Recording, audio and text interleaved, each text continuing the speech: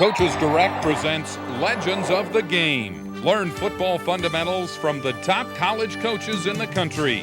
Frank Beamer, Bobby Bowden, John Cooper, Frank Solich, Bob Toledo, Joe Paterno, Boyd Epley, Mac Brown, Philip Fulmer, and Tom Osborne.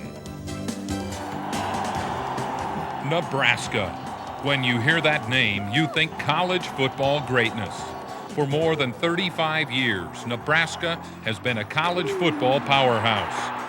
Bob Devaney ushered Nebraska into the upper echelon of the nation's elite programs back in 1962. After winning national championships in 1970 and 71, Devaney turned the program over to Tom Osborne, who for the next 25 years guided the Huskers to 255 victories. Osborne's head coaching career culminated with national championships in 1994, 95, and 97. And then it was his turn to turn over the reins to Frank Solich. Just as Osborne was groomed by Devaney to be the head coach, Solich was Osborne's heir apparent for several reasons. He served on Osborne's staff for 19 years, the last 7 of which Solich was the assistant head coach.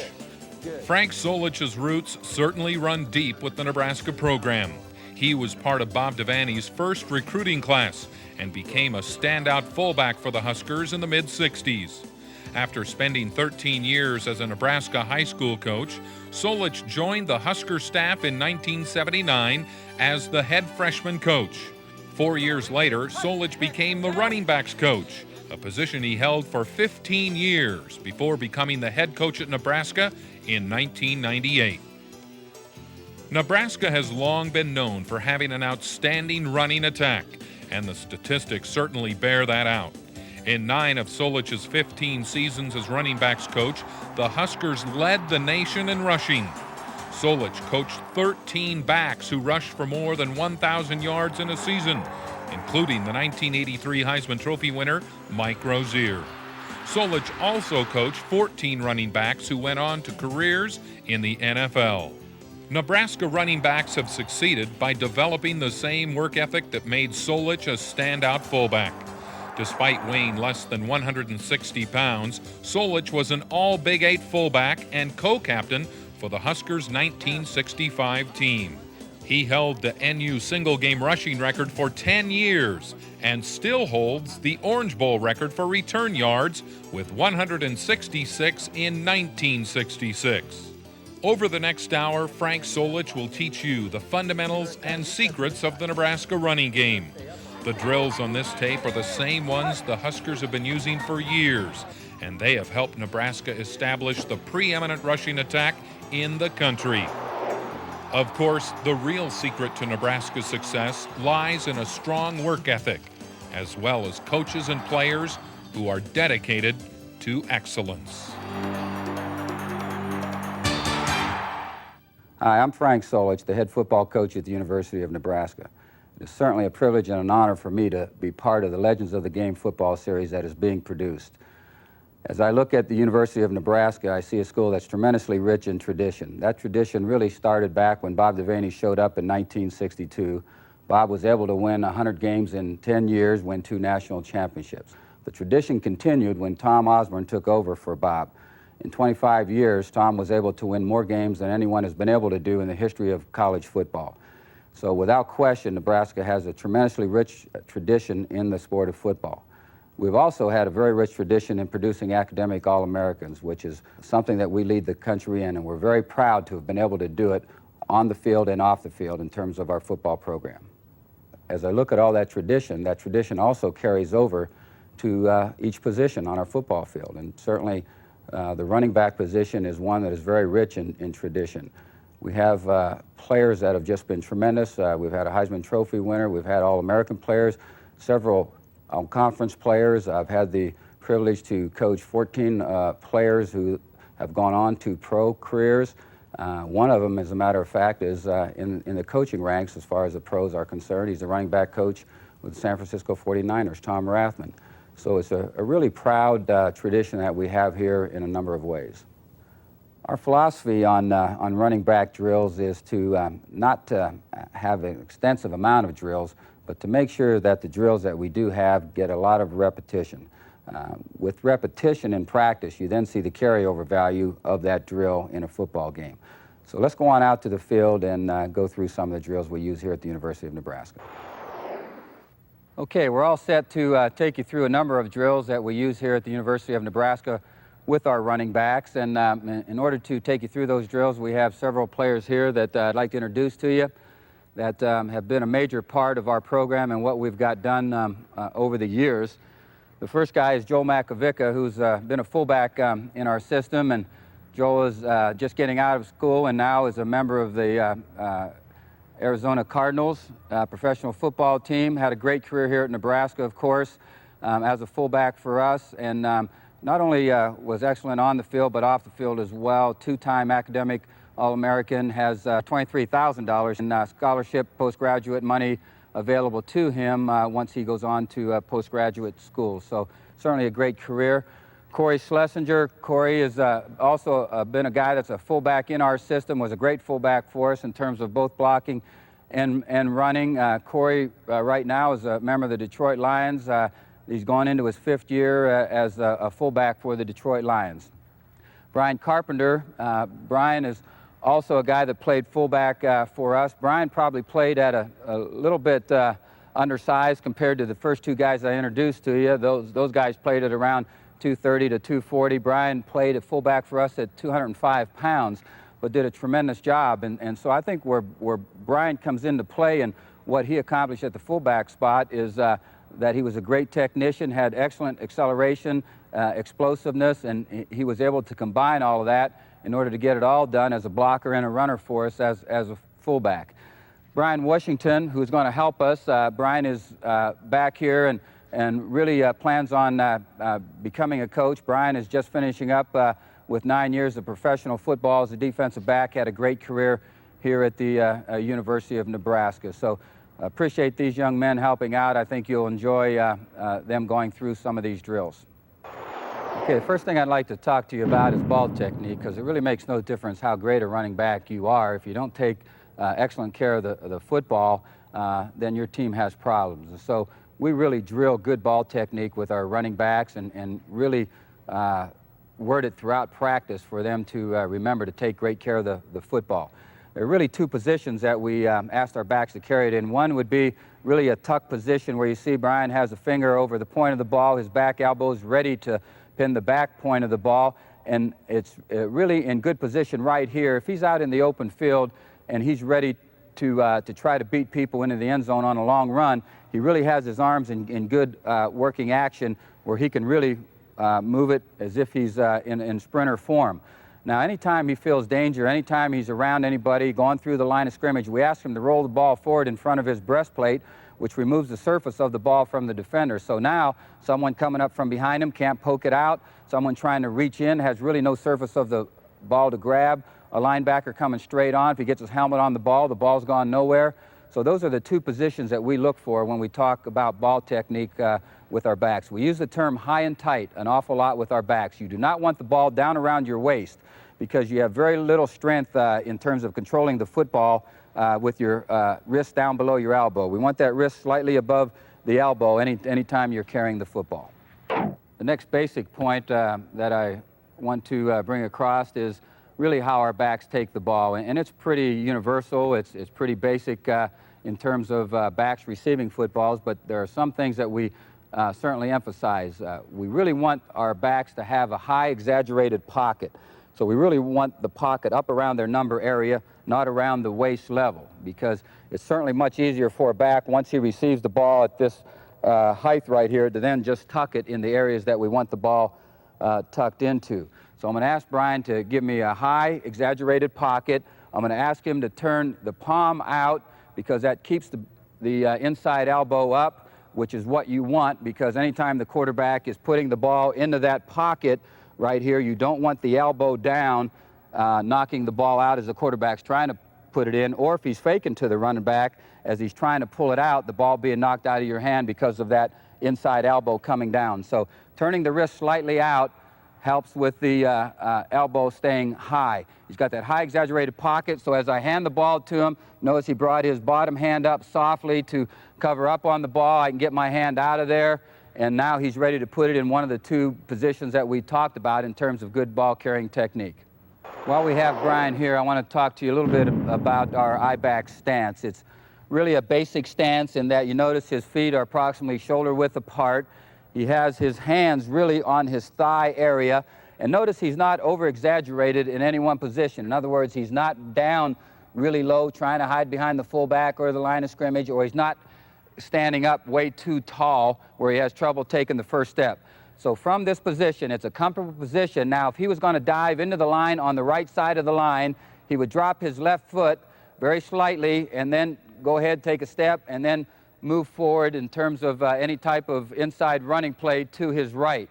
Anytime he's going to run to the left, he would drop the opposite foot and step again with that left foot coming into the line of scrimmage. Because of the stance and because of the fact that you're upright, it's necessary from the I-back spot at times when you're diving straight ahead to take that short drop step. But you notice how he's in a very comfortable stance. He can see everything that he needs to see ahead of him. He's not showing any type of direction with his stance, tipping off any kind of play. Okay, on the fullback stance, we have Corey here. We're going to ask him to get in a three-point stance. His feet, as you notice, are really no wider than shoulder width apart, which is not really customary for what fullbacks want to do. They normally want to take a wide base, but we keep their feet shoulder width apart. He goes ahead and puts his hand down. You notice there's slight pressure on the hand, but not real heavy pressure. Just enough if he picked it up, he would start a very slight falling forward.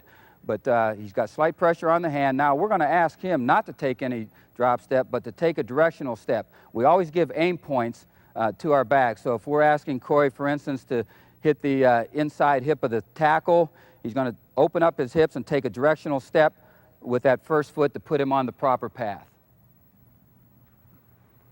Sometimes young backs really get in too wide of a stance. Go ahead, spread your feet out, Corey.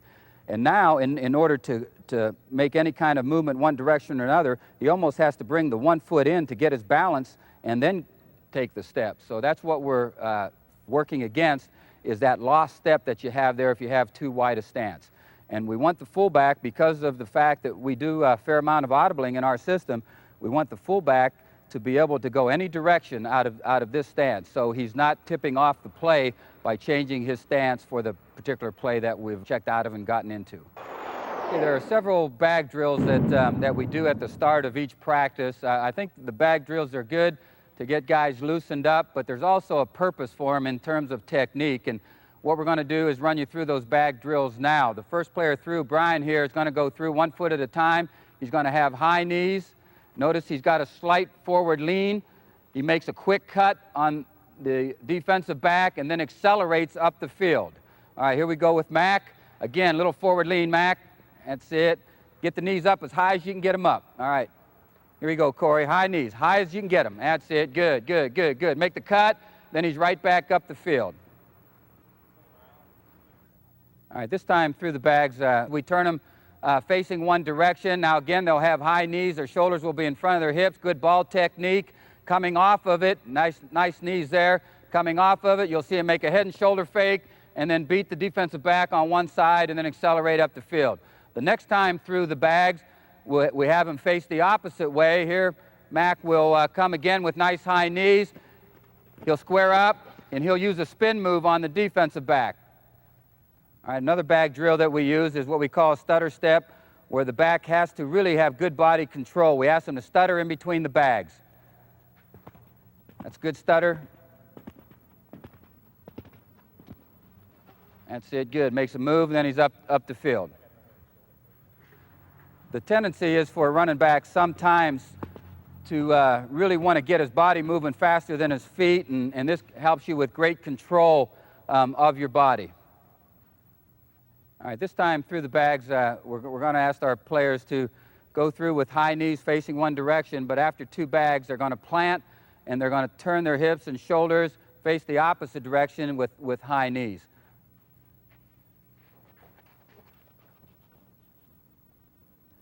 Again, a move, and he accelerates. It's good to certainly work on your flexibility in terms of your hips. There's always times when you enter the line of scrimmage, you have to make a quick cut where you have to open your hips up a little bit, get turned a little bit. The last drill we're going to show you using the bags lined up in this formation is what we call a shuffle drill. And Carp will plant on his outside foot as he shuffles through the bags. There's a lot of times when you hit the line of scrimmage that you have to make a real quick shuffle step in order to find the crease because the hole's closed up, and there you see Carp making that move and then accelerating up the field, making a cut. Those are the different bag drills that we use. We don't have to use all of them every day. We may break them up, use 3 one day, 3 the next, but we always start off practice off by using good bag drills.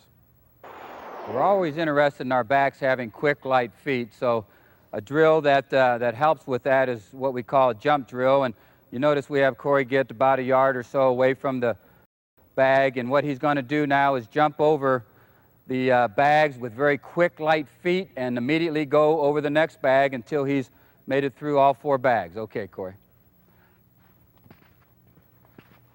And then accelerates off of the last bag. That's it, good. We will add a what we call blast drill at the end of it, where we'll have 2 players with pushbacks where the back, after coming off the last bag on the jump drill, will have to lower his shoulders and go ahead, get down in a good blast angle here in order to get yards after contact. We use what we call a reaction cut drill, and this is a drill basically that's designed for when a back is going into the line of scrimmage and all of a sudden his aim point takes him to the hole, but the hole closes up. Now he has to shuffle in order to find the crease and then accelerate. And then, of course, a lot of times once you've gotten through the line of scrimmage, you have to deal with a backer that is sometimes scraping over the top. So what this drill is designed to do is to approach the bags at a normal running speed, okay, smooth to the hole is what we'll call it, and then the bags will go one direction or the other. We're expecting the back to cut opposite and then to get underneath the cone, which is placed about 6 or so yards behind the bags, as if getting underneath a scraping backer. All right, Corey, you ready? Notice these guys, after they react and make the quick shuffle, that they are really accelerating at the end of the drill and they're speeding through the hole. So the terminology we use is smooth to the hole, speed through the hole. This is a good drill for the inside zone running play because sometimes the back will have to take an onside crease. Sometimes the onside crease is not there. He has to shuffle his feet in order to hit a backside crease. After the back drill, we like to put out about 5 or 6 cones and then go through a series of 3-step cuts, because really what we want our running backs to understand is that we're interested in quick up the field cuts from our running back, okay? It's not a situation where we're talking about shuffling, gone laterally, wasting time on cuts. They're all quick up the field cuts. And these are a lot of times used anytime you're going through the line of scrimmage and all of a sudden the hole closes up, you make a 3-step cut one direction, the linebacker's there, you've got to cut back the opposite direction. So we see this come into play an awful lot. There you see a nice job by Joel on the 3-step cut. That's it. Nice plant, hard plant on the outside foot, and then really driving. This gets in our players' minds that what we're interested in is being up the field runners with quick, sharp, hard cuts. Okay, after the bag drill and a 3-step cut drill, we go into what we call balance drill. We want to get our backs used to having their hand on the ground, understanding that the play is not over. We expect them to come up out of the play running. So Corey will take about 5 what we'll call balance drills, and then he'll come up out of there running. Okay, we'd like to show you this drill in slow motion because there is some technique involved. You notice his arm is coming right down from his shoulder. He's not overextended on it. We try to get the back leg up above the hip. And it's a good drill to really even start practice with in terms of stretching out your shoulder and hip area. He tries to roll the eyes up as much as he can so that his head's up as best he can get it up. And then after doing 5 again, he'll come up out of there running. Another drill that we'll occasionally have our backs do is what we call a will drill. The back will put his one hand down in between the bags, try to keep good ball technique as he spins around with both feet, going over each bag, He'll make a circle each way, then he'll come up out of there running, and then step over bags, make a quick cut at the end, and then accelerate up the field. So the two drills that we just showed you, the balance drill and the wheel drill, are really both drills that are designed to have the back with his hand on the ground, understanding that the play is not over, that we expect him to have the ability to come up off the ground and make a play out of it. Notice the ball is staying very close to the body. It's high and tight. As we come up out of there, step over the bags, make a quick hard cut right at the end, and then acceleration. As well as being great ball carriers, we expect our backs to be excellent receivers, and so we work a lot of pass receiving drills, certainly after practice, where we try to get them to catch a ton of balls. And really what we're asking them to do is to really zero in on the ball and the very point of the ball where the seams of the ball meet. As that is spiraling towards you, that will stick out to you, and you should really zero in on it and actually put your nose on the ball so that there's great concentration on it. And then, of course, after every catch, you want the ball tucked. Now, as we throw the ball here, we'll just start off with the back just catching the ball in good football position, trying to put his nose on the ball, zeroing in on the laces so they get good and used to really zeroing in on catching the football. You notice that after catching the ball, they're putting the ball away. Little movement on these drills because we're not interested in them running patterns. We're just trying to get a lot of throws to them. Now, what we'll end up doing is having the ball thrown in front of them and getting good football position, and they'll catch the ball as it's coming on a bounce. And what we're after there is really as the ball bounces and changes direction and changes angle, it's a great drill for concentration, making the back actually focus on the ball coming into his hands. This also comes into play in the option drill when the quarterback is pitching the ball to you on the option drill. You need to really get focused on the football. All right, another drill is one where we have the backs face the opposite direction of where we're throwing the ball from. This is simulating as if we're running a hook pattern where the back is released out of the backfield and is now hooking up. And in hooking up, he needs to get his head and shoulders and feet around very, very quickly in the final phase of the pattern, because there are times when the ball is in the air before the back has his head and shoulders and feet around. So in order to simulate that, we use this drill. In this drill, we're simulating the back running a flat pattern where he's catching a ball at a different angle, and now as he catches the ball, again, just like in all pass receiving drills, he'll catch the ball, turn upfield. And we'll operate this drill both ways, so we simulate running a flat pattern out to the right. We'll also simulate running a flat pattern to the left. So again, the back is catching the ball as if running here, a flat pattern to the left, and then catches it, tucks it, turns up the field. Okay, another drill that's really excellent for helping backs get their head and shoulders around is a drill that we'll run here now where they're stepping over a bag and coming around the bag at the same time while the ball's in the air, catching it, immediately dropping it because they got to get ready to catch the next one. All right, here we go, Mac. That's it, bad throw there, nice catch. Notice how he got his head around real quick. Very good, excellent. All right, we'll show you this drill one more time. We'll do it in slow motion for you so you get the idea of how the back needs to get his head and shoulders turned. It's also an excellent drill in terms of agility, and there are times when it's not going to be a smooth transition for you to catch the ball. You're going to have to be stepping over somebody. You're going to be knocked around a little bit. You're going to be pushed around by defensive backs, and so it's just a drill designed to make sure that you're able to catch the ball even while off balance. Sometimes we'll add a little fun to the drill. We'll ask the back to actually turn the opposite direction, twist the opposite direction that he does normally on the drill. Hut!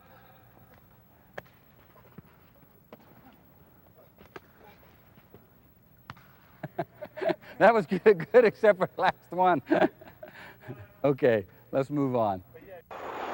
Okay, as running backs, certainly you want to run to daylight, and any time you have an opportunity to make the big play, make someone miss, and make a 50, 60-yard run, that's what you're looking for. But as you know, throughout the course of a game, in most cases, contact is going to happen. It's going to be imminent, and when that does occur, we want to make sure that our backs are ready to go into contact and be able to get maximum yardage after going into contact. So anytime you find yourself pinned in along the sideline, and we'll say that this is the out-of-bounds line right here, we have a tackler coming at us from an angle right here where really we cannot now cut back on him because he has the cutback angle taken away. We're going to try to stay with the run up the sideline and get as much yardage out of the play as we can. We are not into running out of bounds. We are into turning back into the defensive man, striking and making contact into the defensive man, getting our pad level below his, and then trying to beat the man in terms of defeating the tackle, and then try to burst again up the field, and at the very minimum, make sure that we're getting yards after the tackle if he does bring us down. But it's all a matter of mentally being prepared to go into contact and really doing it instantaneously. There cannot be a lack of decision or hesitation in the decision. You've got to know when to make the quick cut. You've got to know when you're faced with one guy and go into what we'll call a lift drill, or when you're faced with more than one guy being involved in the tackle and go into what we will call the blast drill. We're going to have Corey come in and demonstrate one of these drills about 3/4 speed to you. All right, on the sound. Hut! That's it. All right, very good. You notice Corey brought his legs with him. You notice how he extended his arm out there at the very end of it in defeating the tackler. All right, pick it up just a little bit more on it now. Ready? Hut! That's it. Good, good. And you notice he's fairly square on him. You do not want to come off on an angle because really you're moving away from the tackler, and then he has all his force in order to make a great hit on you and bring you down without yards after contact. We'll switch it around here. Joe will execute the lift drill here for you. Hut! That's it. All right, very good. We talked to you a little bit about the back defeating the guy one-on-one, and that's really kind of what we look for, to make the big play, make the quick move, and go the distance. And then we talked to you about if he's faced with one defender, that we'll expect him automatically to go into the lift drill if he cannot make a move on him and beat him. And then if he's got more than one tackler to deal with, then he'll go automatically to what we call the blast drill. In order to simulate that, we'll put two guys very close together with pushbacks here. They'll get somewhat low because we'll want the back to come in at a low angle, and he'll blast through. That's it, good. You notice that he needs to have a good running angle with his shoulders out in front of his hips. You always want to keep your head up in any type of football drill that you do, whether you're talking about a tackling drill, a blocking drill, a running technique drill. You want good football position.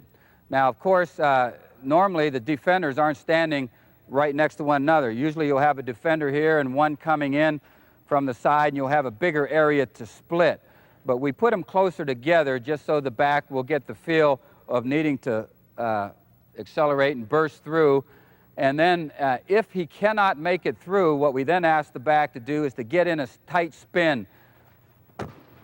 That's it, and get up the field. That was a very good job there. You notice that he gave great effort at trying to split the two, and when that didn't happen, he gets into a tight spin. In order to be a complete back, certainly you've got to do things other than be a great ball carrier. And we worked on pass receiving drills.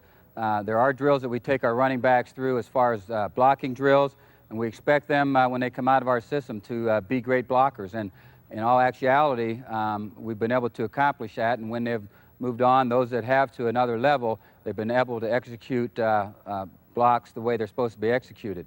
But in any case, if I'm a fullback and I'm going to be attacking a linebacker, the thing that I'm interested in doing is coming at him in a regular running position. And I'm going to execute what I call an attack block. The ball carrier is going to be directly behind me. I want to try to get my pad level below the tackler's pad level. I want to try to come up in a striking action right here, where you notice I'm striking with my hands, my fist, whatever you want to strike with first, keeping my elbows in tight with a good punching action right here. Notice that my shoulders are in front of my hips, and my hips are in front of my feet, and I'm really coming off of one foot, and as I strike, what I want to do is exaggerate high knees as I'm coming through. I do not want to throw my hips into the block, because really what happens as you throw your hips into the block, you stand tall. Now his pad level is below yours. He gets his hands on you, and he controls you. The idea is you to eliminate him from the play with really good technique, striking, and then as you step through, you can bring your hips with you. We get the backs at close quarters here, and then we'll ask Corey in a three-point stance to come up out of his stance and to use an attack block on the linebacker. All right, notice the good punch. Notice him follow through and bring his feet with him. That's really important in the block. You need to have a good blocking angle. You need to keep your pad level down. That's excellent technique. We'll switch it around now. We'll have Joel take a couple attack blocks for you, with Corey being the defender. We always have the blocker in a three-point stance, the guy that's being blocked in a two-point stance. Nice job of striking there, and really it's important to have your elbows in tight and to lead with your hands or fist, because you do not want to wind up. You notice how he did not have any kind of wind-up action. If you wind up with your arms, the defender will get his hands on you before you can get your hands on him, and then he's controlled you. After we've executed the attack block and given our players some reps on the attack block, we execute what we call an attack and adjust. It's one thing to be able to block a linebacker if he's just standing there waiting for you, but that's not what happens in a lot of cases. Sometimes the tackle will slant, the linebacker will scrape off of him, and so as you're coming at your aim point and the linebacker scrapes, you have to then adjust your angle of attack and then execute the attack block in the same manner that you would if you were executing just the attack block alone. But you do have to change your angle. All right, here you see an attack and adjust. Really a nice job done there by Corey. Good quick feet. He has to get a linebacker that's on the move. Let's go ahead and do it again here, fellas. Nice job. That's it. Nice job. Make sure you keep your hat out of the play. Use your fist or hands. Another block that we asked our backs to perform is a pass pro block. And on a pass pro block, it's different than an attack block in that you don't have to go meet the man to block him. He's going to come to you. He has to get through you in order to get to the quarterback. And you need to know, as a pass pro blocker, exactly where the quarterback is going to be positioned. And what you want to do is try to get as much separation from yourself and the quarterback as the rusher allows you to get, and try to get your back focused on the spot where the quarterback is throwing from. And then the actual block itself is very much like the attack block, except we don't have one foot in front of the other. We have both feet parallel, but we are striking out here with our hands. And we're trying to keep our elbows in tight, and as we strike him, try to control him. If he spins out away from us in the direction that he spins, kind of give a little ground with that hand and that foot, and then get right back on him and control him as he spins out. The drill that we use for our backs in order for them to get used to striking the defensive man and controlling him a little bit is what we call a one-on-one pass pro drill. We'll set a cone in back of him about 7 yards or so that would indicate where the quarterback is throwing from. Now what we'll ask of the blocker right here is to go ahead with his hands to keep good football position and strike the defender. We're going to ask the defender to keep working back and forth within the two cones here, try to get his hands on the pass pro blocker, push him, shove him a little bit, because defenders will do that. They'll come into you, they'll get their hands on you, they'll try to control you, so you got to get used to that. We'll show you what we're all about in this drill. All right, on my sound. Hut! That's it, good, good. Notice he's controlling him. Hut! That's it, good job, good job. On the final hut, what we did is then ask the defender to go ahead and try to break up field to the quarterback, so that now the back, after he's been in between the two cones and has gotten used to striking, and on the final hut, the defender breaks up the field one side or the other. That gets the back used to getting his hands on him and trying to ride him out around the quarterback. Hut! That's it, real good job of riding him out around. Nice technique there. When you run a multiple offense, you want to make sure that your backs are used to receiving handoffs, pitches in different manners. Sometimes a pitch on an option play, sometimes a pitch on just a toss type of play where you're pitching the ball directly to the back on the snap. I believe that in terms of a warm-up for a game, just getting the ball and pitching it to your backs, your eye backs in pregame, so that they're used to following the ball in, getting it tucked is really a good warm-up for a game. It really gets them conditioned to zeroing in on the ball, getting it put in place. Okay, let's just go 41 pitch. All right, on the sound. Ready? Hut! Hut! Carp, were you looking that ball in? Sometimes backs are so conditioned to catching pitches that they catch it without really zeroing in on looking it in. So we'll have Mac here show you the right way. Hut! That's good job, Mac. We'll show you a handoff. We talked to you about handoff technique earlier where we want the exaggerated pocket, we want the high handoff. We'll have the backs just come through in a straight line, receiving a handoff on a dive play. All right, on the sound. Hut! Pocket should be really exaggerated. The handoff should be coming up around the number area. Hut! Don't clamp down on the ball. Bring the bottom hand up to the top elbow. Hut! All right, good job. I'd like to just take a moment to thank the players that came out here today to help us demonstrate the drills for you. They've all been tremendous players in our system. The thing that we like about it is, you know, they come back to see us. Once they graduate, once they move on, we still hear from them, and that's always great to be able to get your players back. Well, thanks for joining me here in our video room where we'll take a look at some of the great running backs in the history of Nebraska. We've been very fortunate in that over the last 20 years, we've had 18 players who have gained 1,000 yards or more, and really, as you look around the country, that's unprecedented, and that's unusual, and a couple things enter into that. One is certainly the fact that they've been very, very talented athletes that we've had to work with, and also, along with having the talent, our system has really utilized the talents of running backs, and so it's worked both ways. Let's go ahead, turn out the light, and take a look at some of our great backs.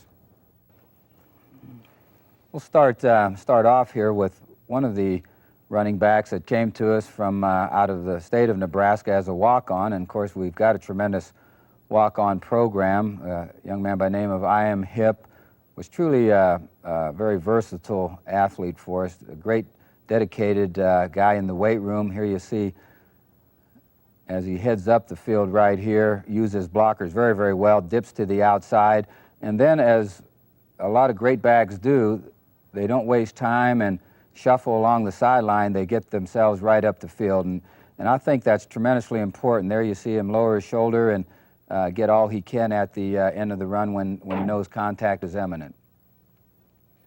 Jarvis Redwine here takes a pitch, and it's really a sprint option where he has the fullback leading him on the play. We're optioning it off the end, and Jarvis's speed shows right here as he just outruns the linebacker right here, who does scrape and tries to take the angle to get to him. Fullback bypassed the linebacker, and then of course Jarvis again outruns another angle right here. So sometimes there's no real replacement for just great speed, and of course Jarvis had that. What he does right here is really not appropriate, and Jarvis knew that, and afterwards felt badly about it and never did it again in his career, and had not done it prior to that. Here you see him again having pretty good ball technique at the end of this run, because you can see players coming in, grabbing, trying to strip the ball, and here he tries to use his free hand, which is very important anytime you are carrying the ball, either to deliver a lift like we showed you in some of the drills, or to try to stiff arm a guy. Roger Craig, tremendous player for us, tremendous player in the pro ranks, did it all for us as well as the pros, a great running back, but also a great receiver. And Roger had a unique style about him in that he had excellent vision and had the ability to get yards after contact, but also when it came to dealing with people in the open field, had the ability to make people miss. And here you see him just slide to the outside and then head right back up the field again, and then show great speed and outrunning the defenders here into the end zone on another great long run. And that's the kind of backs you're looking for, the guys that can get the tough yards, but also the guys that can make the big play and take it the distance. Here you again see him, he has great knee action. He's able to get his knees up high when he runs, and there you can see at the end of the run, guy that takes great care of the ball with contact as good as it was right there. He came out of the contact gaining about 2 or 3 yards after it. Here you see his explosiveness and his toughness, his high knees, all helped in terms of him gaining yards and making a great play there. Mike Rozier, a Census All-American, Heisman winner for us, had terrific vision. Here you see him take a pitch, and was a guy that instinctively, when any time a play broke down right at the line of scrimmage and it didn't work quite the way you wanted it to, when he had someone in his face, instinctively would react, and usually something good would come out of it. Here you see Mike against UCLA in a play that, where he had to reverse his field in order to put it in. Now, typically, you know, you got to be very careful, because here, if you don't have Mike's ability or ability similar to this, you reverse your field, you got a defense that has great speed, you end up losing 6, 7, 8 yards. But Mike is able to take what is really probably a play that would gain 0 yards and turn it into a score for you. And he was able to do that consistently throughout out his career. Here's just a great job of knowing the play and knowing what your blockers are out in front of you for and what they're going to do. And notice how well he utilizes his blockers there. He gets a kick out there by the guard. The pulling tackle then turns up, and Mike really sets the block up well and dips to the crease right here away from the defender that's unblocked.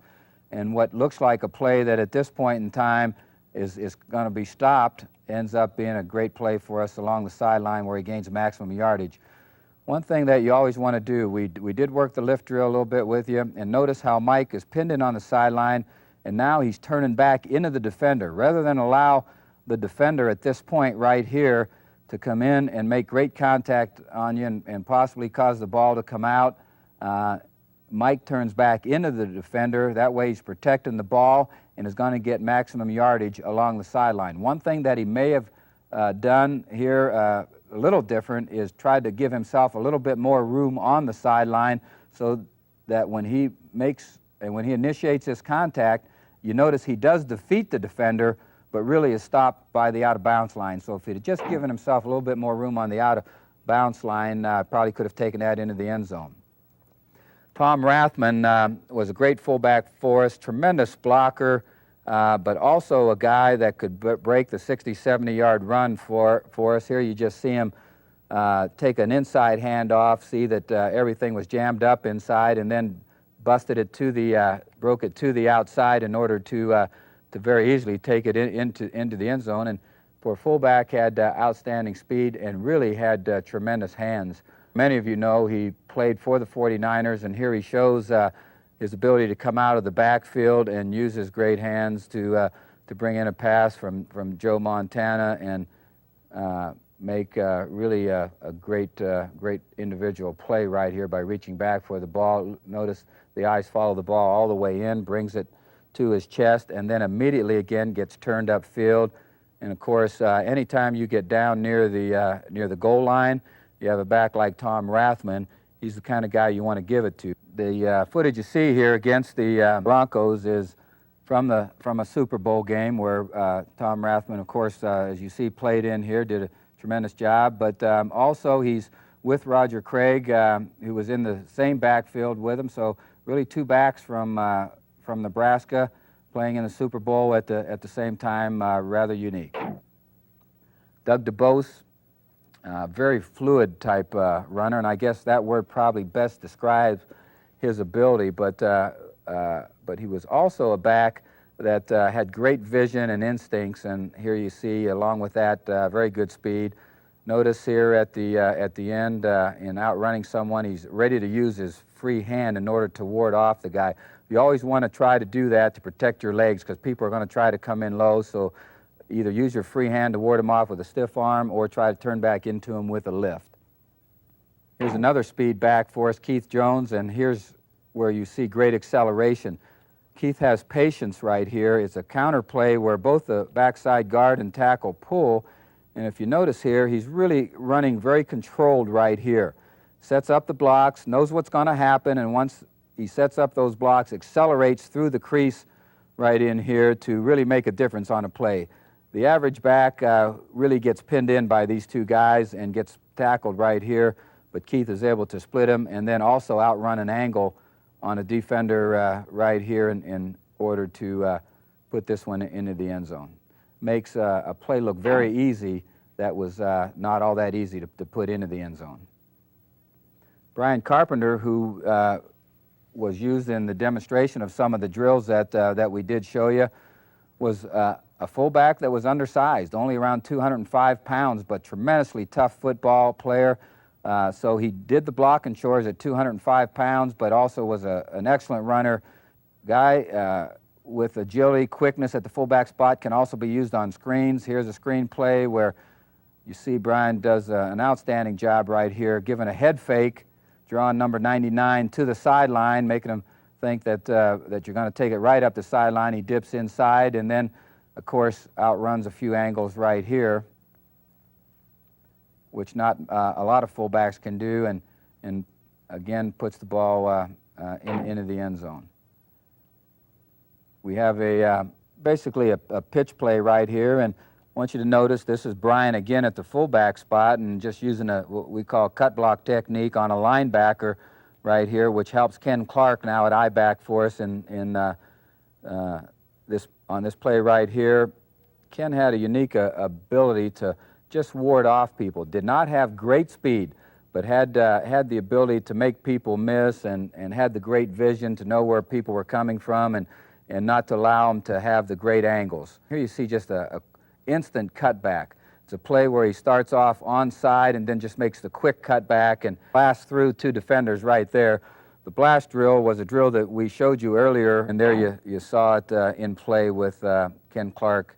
This is Derek Brown here taking the handoff on an isolation play right up the middle, gets good blocking at the line of scrimmage, and then as he gets into the secondary here, gets somebody that gets a hand on him initially, but you notice he has great balance, and that's the one thing that I remember Derek as having, the great balance and the toughness. He was not a tremendously big back, but yet he was a very, very strong physical running back with great toughness.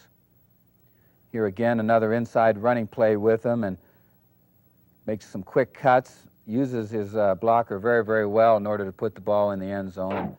Calvin Jones here against Kansas really had an outstanding day, and here you see him taking a pitch and just using some acceleration to burst through here, but then at the end of the run right here, very, very good feet in order to make the guy miss in the open field, and then of course uses good speed in order to put the ball again in the end zone. So you're seeing a lot of runs that are not only good 10, 15, 20-yard runs, but you're seeing runs that are 60, 70-yard runs where backs put the ball in the end zone. And of course, that's what you want. You want the guy that's able to go the distance for you.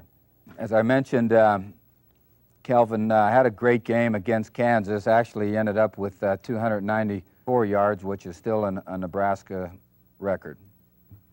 This is Corey Schlesinger now at the fullback spot for us, and Corey was in the drills demonstrating them for you, and here we're going to show you his 2 touchdowns in the national championship game against Miami. He's really a physical player, but also very instinctive player. We use them a lot on quick traps, both up the middle and off tackle. Lawrence Phillips was an outstanding player for us at Nebraska during his time here, and here you see his ability to be an excellent pass receiver, to really look the ball in on a screen play, tuck it away, get the ball in the outside arm, which is really critical for backs, not to have the ball on the inside arm like this where all the pursuit is coming and then that ball is vulnerable to be knocked out of there. You have it in the outside arm. Now he's able to use the free arm here to ward off anybody coming from the outside.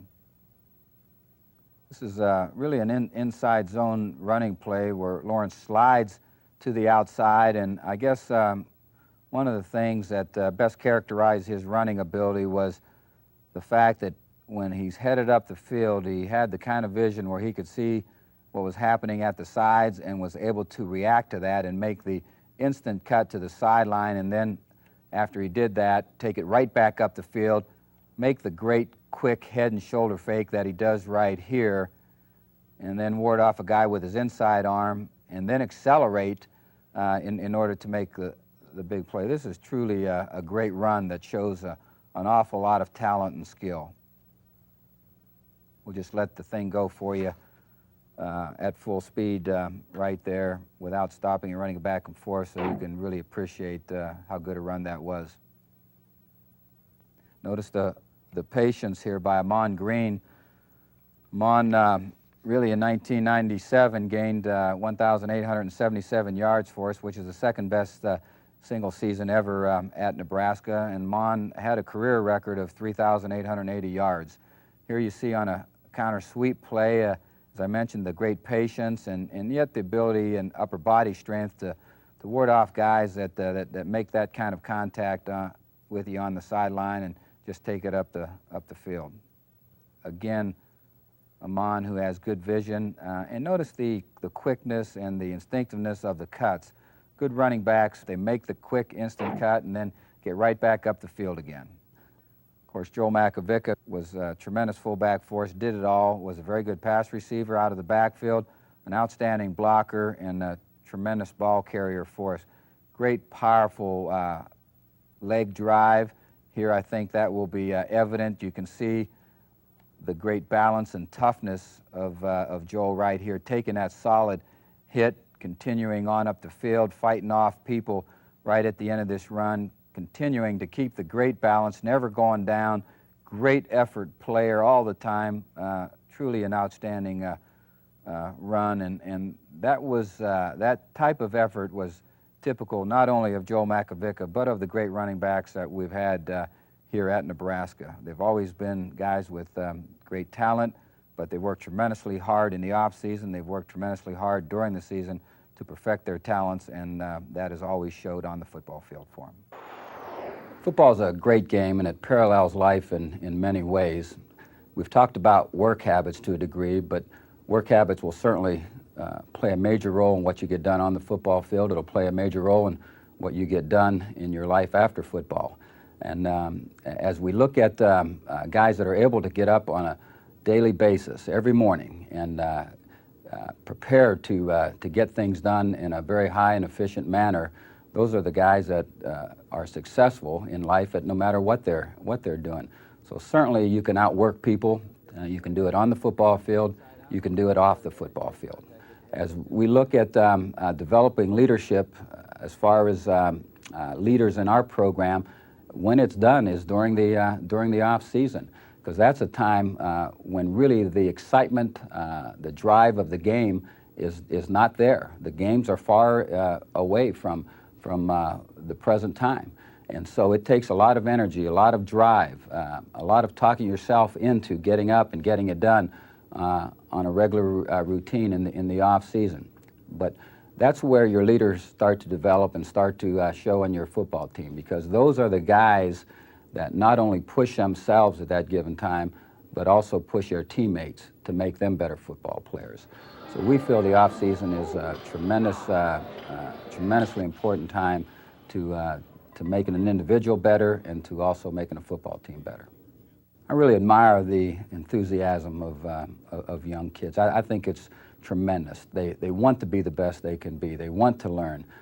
They are open to your direction and helping them be the best that they can be. And that enthusiasm is catching. That enthusiasm, I think, can catch on in terms of yourself as a coach, your staff, to where it's a very exciting and entertaining game.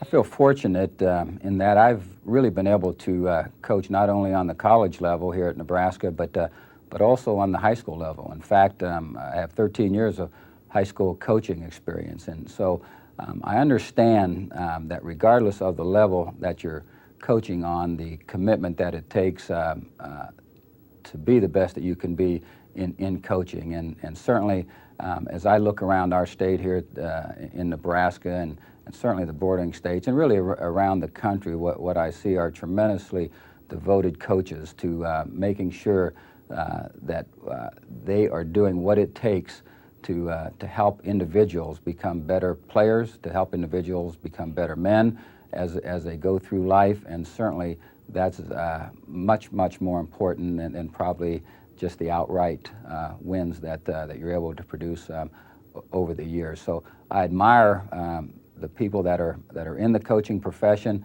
I think their drive, certainly their commitment, their work ethic, their helping young people be the best that they can be is, I think, admirable. As I look at the history of Nebraska football, it's really been built on winning one game at a time. We have not really set rivals. We know that every game is important, so we approach every football game that way.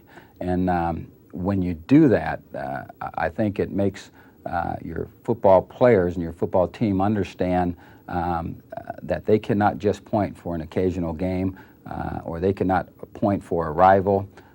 They need to get ready for every football game. And certainly, you know, that's a part of it that I think is a challenge for every coach, to be able to prepare week after week and do what it takes to cover all the bases to have your football team ready to step on the field well prepared every week.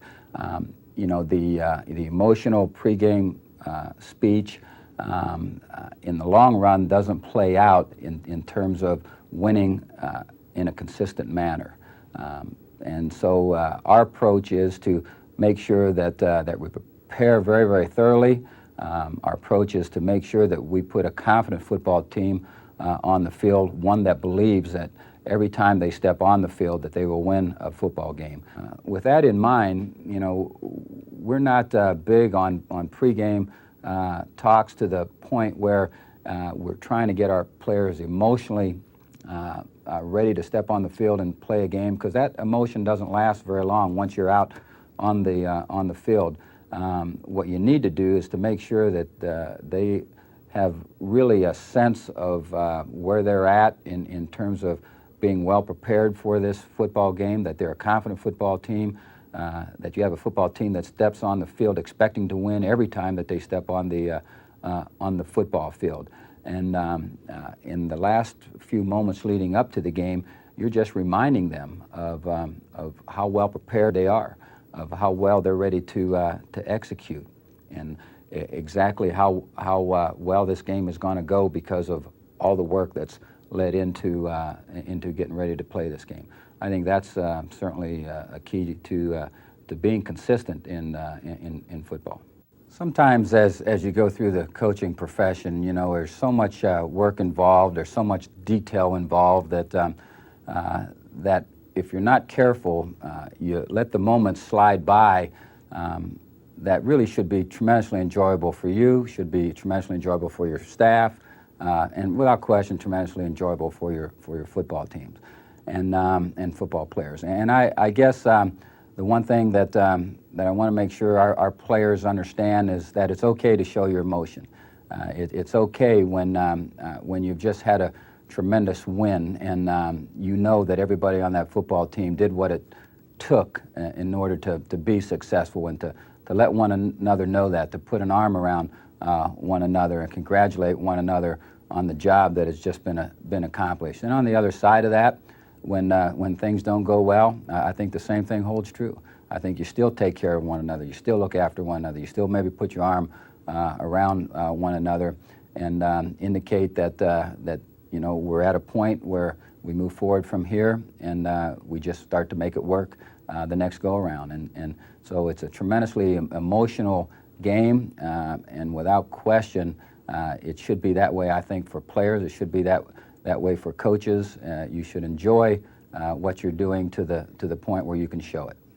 As been noted, we certainly feel good about the fact that we've been able to win 3 national championships in the 90s, and that's without question what every team strives for. They want to be the best that they can be, and with hopes that in being the best that you can be, you're going to win a national championship.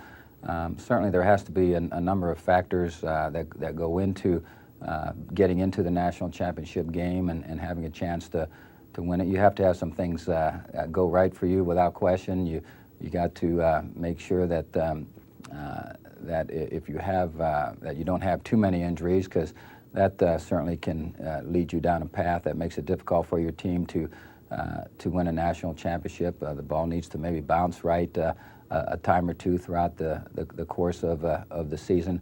But in the end, when you add it up, if you've prepared as well as you've can prepare, both mentally and physically. If you have a team that cares about one another, they're willing to sacrifice and do what it takes to propel the team forward, then you have a chance of winning a championship. And regardless of whether you're talking about a conference championship or a state championship at the high school level, or a national championship at the college level, or a Super Bowl win, the feeling is the same, regardless of what level that win comes on. And the preparation, to a large extent, is the same, regardless of what level that win comes on.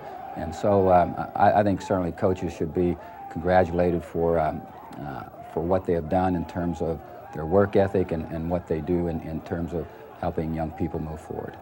In closing, I'd like to thank you again for the opportunity to be part of this series and to be involved with such great coaches that really are proven coaches for a long period of time. It's an honor for me to even be associated with those guys, and certainly the best of luck to you as coaches, to you as a player. Hope that things go well for you and that your season is as enjoyable and as successful as you would like it to be. I hope you enjoyed this tape by Frank Solich. Frank worked with me here at the University of Nebraska for 20 years and of course is currently the head coach. He was an outstanding running back himself and was a great offensive backfield coach, so I'm sure that his expertise and his knowledge of the game, particularly in regard to running backs, was of great help to you. This Legends of the Game video is one in a series of instructional tapes made for coaches, athletes, parents, and fans of the game of football.